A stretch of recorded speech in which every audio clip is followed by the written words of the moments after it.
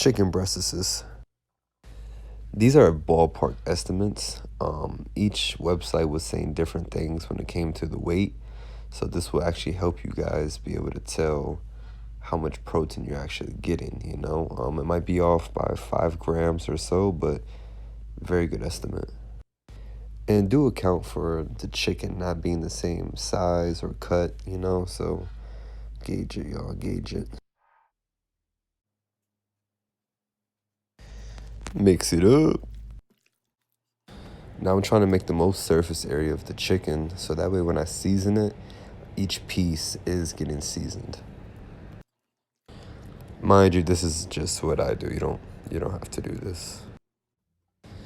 These are just some of the seasonings I used. Now you may use different ones. I mean, use what I used. I don't care.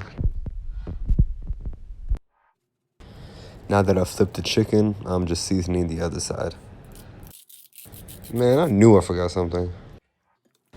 Now that each side is seasoned, I'm mixing it up.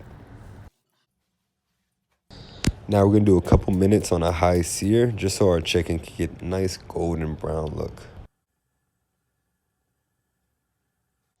I would have seasoned the chicken with the garlic, but forgot I had it. Now while this is going on, the oven is on and it's preheating to 350. Please make sure to check on your chicken, okay? I mean, not everybody's heat or pan is the same. I don't want y'all coming back like, Amir, only some of my chicken is good. You see what I'm doing?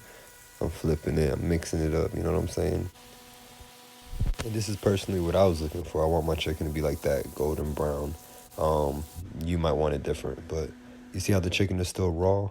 That's why I'm putting it in the oven to finish cooking. 2 pieces per meal.